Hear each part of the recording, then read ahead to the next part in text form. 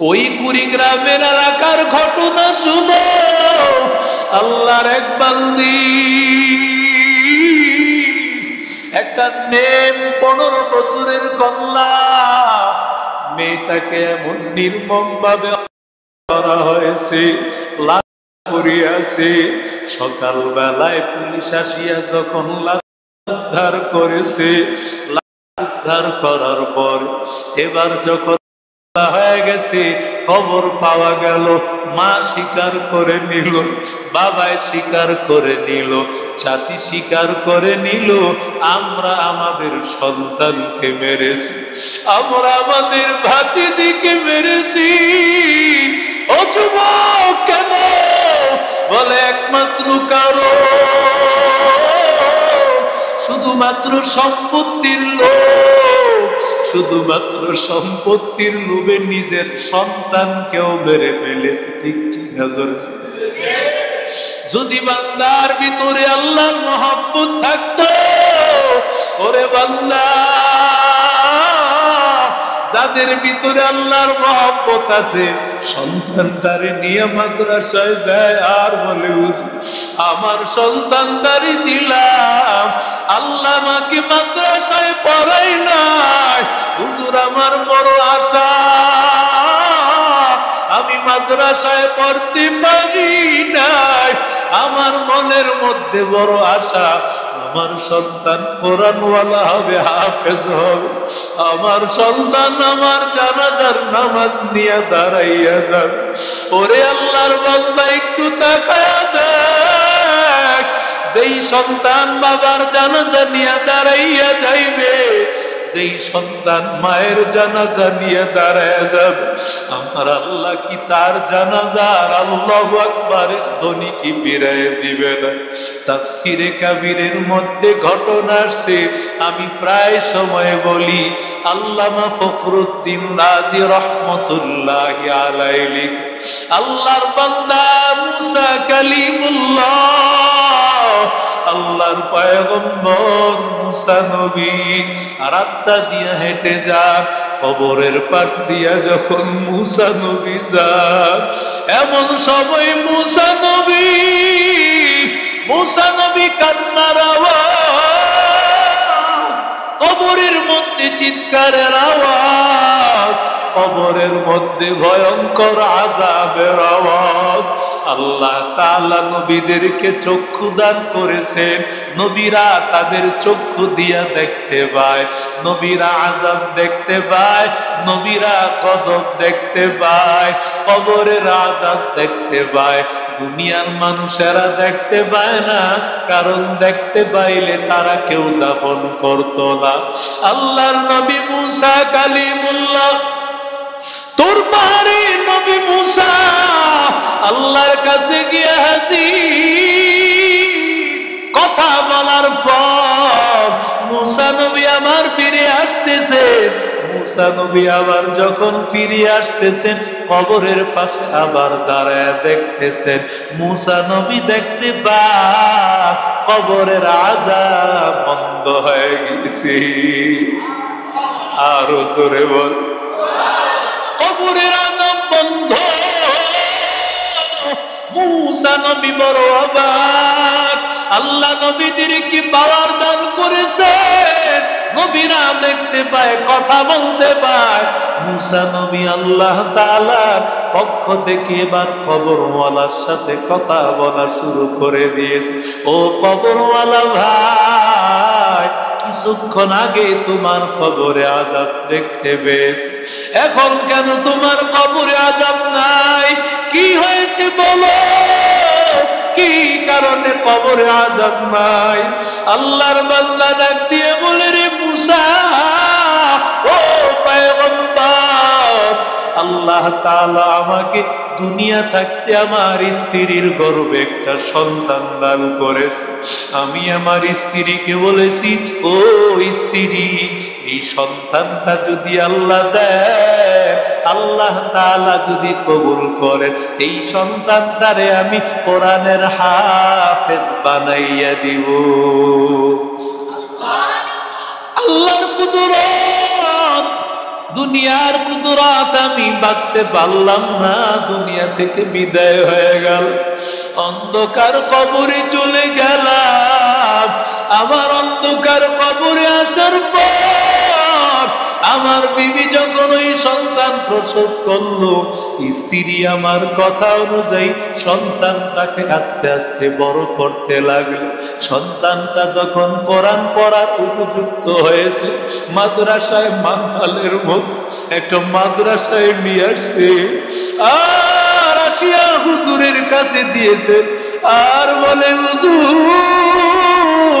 আমার এই সন্তান, এ সন্তানের বাবার বড় আশা ছিল ওরে মাদ্রাসায় পড়াবে, এই সন্তানটারে দিয়ে গেলা, এই সন্তানটারে হাফেজ বানাবে না আলেম বানাবে। হুজুর মাদ্রাসায় বাবার পর এবার হুজুর সন্তানটারে প্রথম পড়াইছেন বিসমিল্লাহির রহমানির রহিম। হুজুর যখন পড়াইছেন বিসমিল্লাহ, আল্লাহ রহমান আল্লাহ রহিম, তখন এই ছোট বাচ্চার জবান দিয়া যখন আওয়াজ হয়েছেন আল্লাহ রহমান আল্লাহ রহিম, এই আওয়াজ শোনার সাথে সাথে আল্লাহ ডাক দিয়া বলেন, ও জাহান্নামের ফেরেশতা, এই ছোট্ট বাচ্চা কিছুই পড়তে জানে না, এখনো ওর আমল নামায় গুনাহ লেখা শুরু হয়, অথচ এই বাচ্চাটা বলে আমি নাকি আল্লাহ রহমান, আমি আল্লাহ নাকি রহিম, আমি আল্লাহ নাকি দয়ার সাগর, আমি আল্লাহ নাকি মায়ার সাগর। আমি আল্লাহ যদি দয়ার সাগর মায়ার সাগর হয়ে থাকি, কি করি আমি ওর বাচ্চার বাবার কবরে আযাব দেই? যাও যাও ওর বাবার কবরের আযাব বন্ধ করে দাও।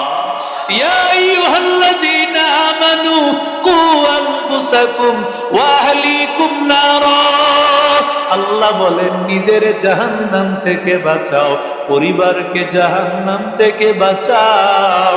ইমানহাল মাদ্রাসা আমার জন্য না রে বাবা, আমি চাই কোরআনওয়ালা এই মদনপুর চাঁদপুর এলাকা আল্লাহ আমারে নিয়ে আসছে, আমি চাই এলাকার প্রতিটা মানুষের সন্তান অন্তত পক্ষে কোরআনটা সহি করে পড়ার জন্য মাদ্রাসায় দিয়া দাও, সন্তানটা যেন কোরআন পড়তে যাবে, এই সন্তান জানাজার নামাজ নিয়ে দাঁড়াইতে পারে।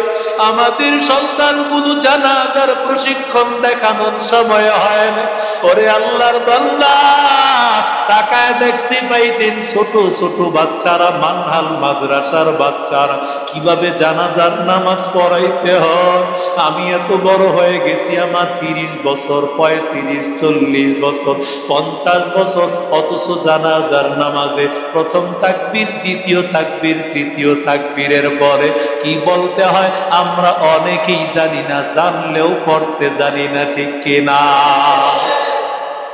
এজন্য আল্লাহর বান্দারা মাদ্রাসায় সন্তানকে পড়াও, মাদ্রাসার সাথে মোহাব্বতটা লাগায় দাও। ও বাবা, সন্তানটাকে কোরআনওয়ালা বানাইবা, কার কার মনে ইচ্ছা আছে দুটো হাত আল্লাহকে দেখায় দাও। আল্লাহ তুমি কবুল করো, জোরে বলেন আমিন। আল্লাহ ইমানহাল মাদ্রাসাকে কবুল করো আল্লাহ। আয় আল্লাহ প্রত্যেকটা হাতকে কবুল করে নাও। আয় আল্লাহ আসরের ময়দানে একসাথে আবার যেন তোমার জান্নাতে দাঁড়াইতে পারি, আল্লাহ তৌফিক দান করো আমিন। আল্লাহুম্মা সাল্লি আলা মুহাম্মাদিন ওয়া আলা আলি মুহাম্মাদ كما صليت على إبراهيم وعلى آل إبراهيم إنك حميد مجيد اللهم بارك على محمد وعلى آل محمد كما باركت على إبراهيم وعلى آل إبراهيم إنك حميد مجيد الحمد لله رب العالمين والصلاة والسلام على أشرف الأنبياء والمرسلين وعلى آله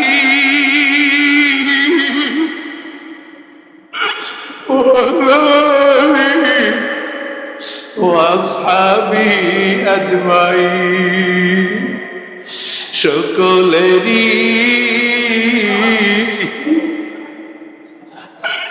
দরজা হইতে ফিরিয়া আপনার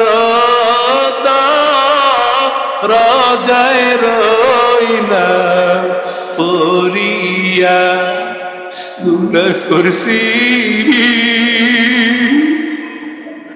আর তো গুনাহ করব না মাফ করে দেন ও হে মালিক রব্বানা মাফ করে দেন ও হে মালিক রব্বানা তুমি যদি মাফ নাই করো আল্লাহ বান্দারে বলো তো মা বান্দা যাবে কার ধারে বলো তো মা বান্দা যাবে কার ধারে আয় আল্লাহ তাকাইয়া দেখো রে মালিক আয় আল্লাহ তোমার বান্দারা আয় আল্লাহ মহব্বতে আল্লাহ বসে আছে রে আল্লাহ আয় আল্লাহ সেই সকাল 8টা 9টা থেকে নিয়ে বান্দারা আল্লাহ মানহাল মাদ্রাসায় আল্লাহ কোরআনের মহব্বতে তোমার বান্দারা বসে আছে রে আল্লাহ আয় আল্লাহ তাকাইয়া দেখো কার মা নাই কার বাবা নাই কে মা বাবা হারাইছি আয় আল্লাহ ওই মা বাবার কবরগুলো জান্নাতের বাগান বানায় দাও ও দয়ার মালিক আয় আল্লাহ কার মা কবরে হয়েছে রে আল্লাহ কার বাবা হয়েছে কে মা বাবা হারাইছে আয় আল্লাহ তাকায়া দেখো আজকে মানহাল মাদ্রাসা মদনপুর স্টেলে আয় আল্লাহ কান্নার রোল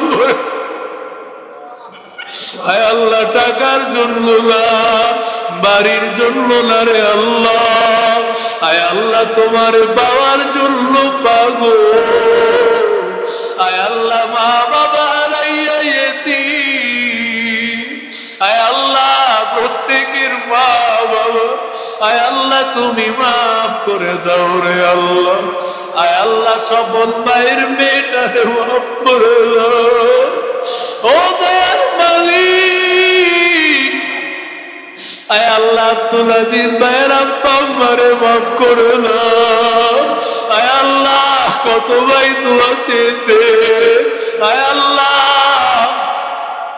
মাওলা যারা মাওলা তোমার কাছে দোয়া চেয়েছে আয় আল্লাহ দয়া করে একটা হাত খালি ফিরাইয়া দিও না রে আল্লাহ আয় আল্লাহ এই মানহাল মাদ্রাসাকে কিয়ামত পর্যন্ত কবুল করো আল্লাহ জরুরত গুলো গাইবি খাজানা থেকে পূরণ করে দাও আয় আল্লাহ যারা কিতাবের জন্য আল্লাহ সহযোগিতার হাত বাড়াইয়া দিয়েছে কারো হাত খালি ফিরাও না আল্লাহ